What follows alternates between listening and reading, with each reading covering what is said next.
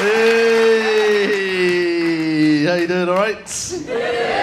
Good, my name's Carl. As Russell's explained, this is actually how I look, and it's not, it's down to a family problem, I think. I didn't actually always realise, I've changed my image to this for a reason, right? When I didn't have the hair and the glasses, I've got one of these faces where people think I work in places that I don't. Has anyone got one of these?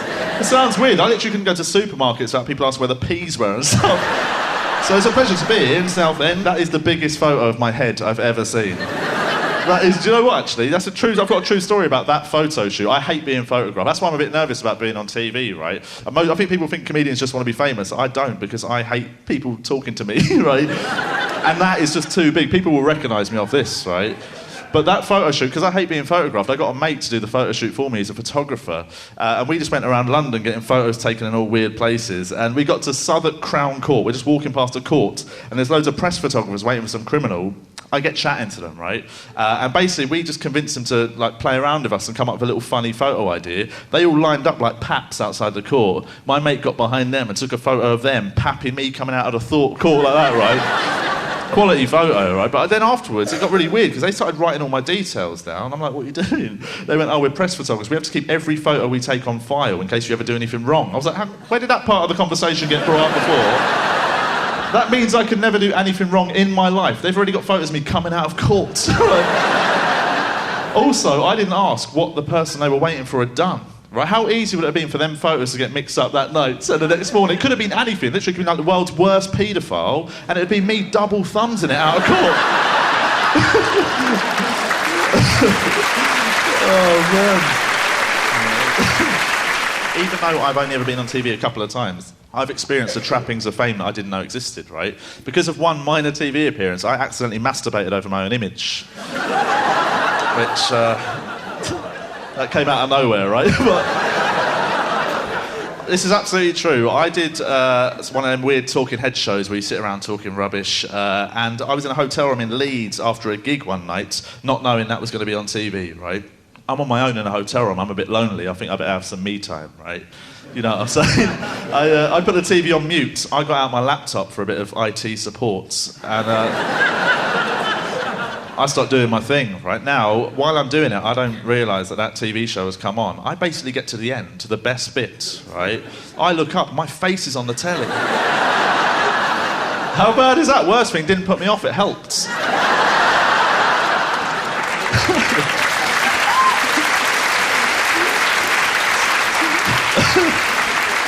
That is a horrific story to tell a bunch of people, but do you know what? I thought that getting, it's a horrible thing to manage to embarrass yourself in a room on your own, right? That's what I managed to do there.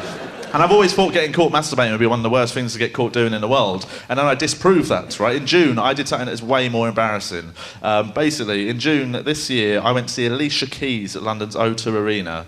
That's not the embarrassing bit. Who laughed? Seriously? What the fuck, right?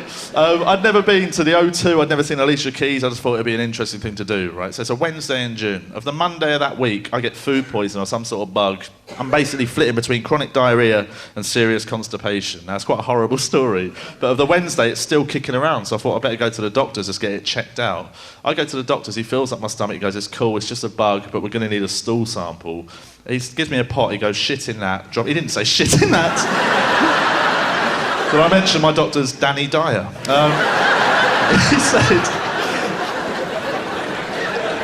He said, do your sample in that, drop it in the morning. I'm like, cool, I put the pot in my bag. I go straight from that doctor's to meet my friends in South East London for a few drinks before the show, right? We drink for about an hour, I start feeling movement down below. I'm like, I've got to drop it in the morning, I've got to go and do this, right? I went to a pub toilet, and there's no easy way to say it, I shat in a pot, right? Has anyone used one of these pots? They come with a spoon attached to the lid. I'm not joking, what am I going to do, get peckish on the way back to the doctor's? I don't use the spoon, I'm straight in, bang, lock it up, right? I put that pot back in my bag, I then go out and carry on drinking with my friends. I don't tell them what's just happened, right? We drink for about another hour, then it's showtime, Alicia Keys, right? We go to the O2 Arena, where I've never been before, as I said. We get in the queue, and about 20 metres from the front of that queue, I learn about their compulsory bag search system.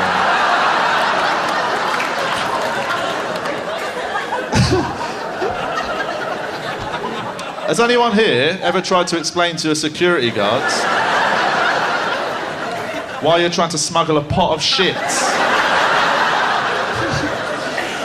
into an Alicia Keys concert? Because I had to that night, and I'm going to chuck it out there. There's no easy way. When he pulled it out, I've never heard shock on a man's voice like it. He couldn't even comprehend what was about to happen. He just pulled it out and went, "What is this?" Worst thing is, in the heat of the moment, I couldn't think of a euphemism, right? The only words that came into my head at that moment were, "That's a pot of shit."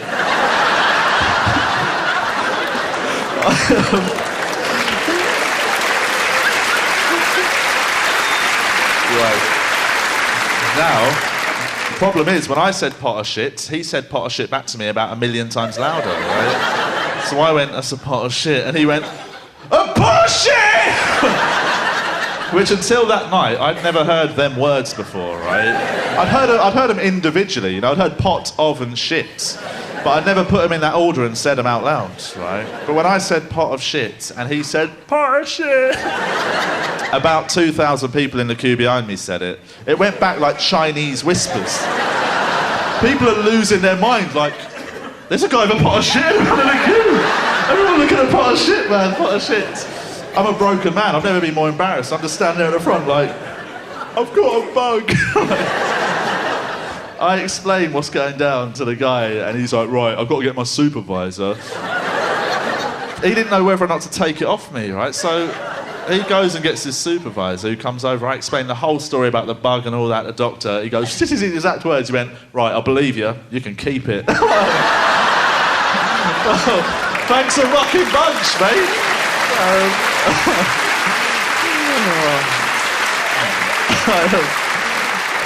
So horrific, but because it had been so embarrassing, I thought I'd better get my money's worth here. I said to him just before I left, I went, "What was the problem, man? What did you genuinely think was about to happen?" He thought I was going to throw it at Alicia Keys. He thought I was a lunatic who was going to throw shit at a singer, which I think raises a huge question, and that is, if you're the sort of nutter who's going to throw shit at somebody, I personally don't think you're going to bring it in a pot. Surely you're going to be mental, you're just going to chimp it on the night. Why are you going to bring spare ammo in case you get stage fright or something?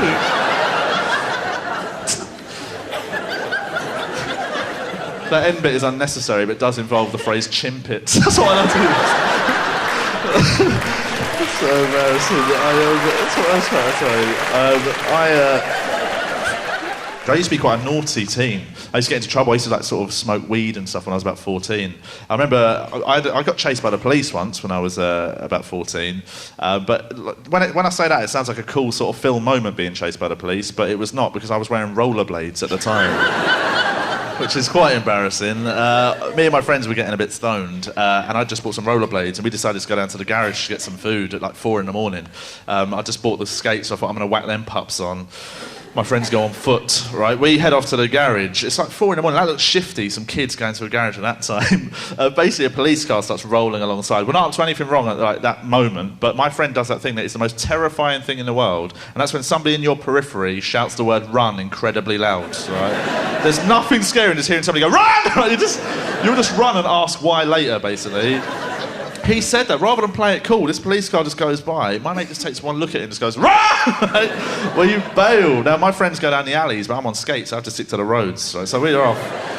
And when I say it's sort of being chased by the police, you probably do think of like films and cool stuff, right? Not on rollerblades. It's an incredibly camp experience when you're wearing rollerblades. Basically, for about 10 minutes, it was just like that. Just, yeah, come and get me, pigs. Come on. What are you going to do, right? But then, he chased me for ages. Now I turned down a gravel street, which is like kryptonite, right? And he basically rugby tackled me to the floor, proper like...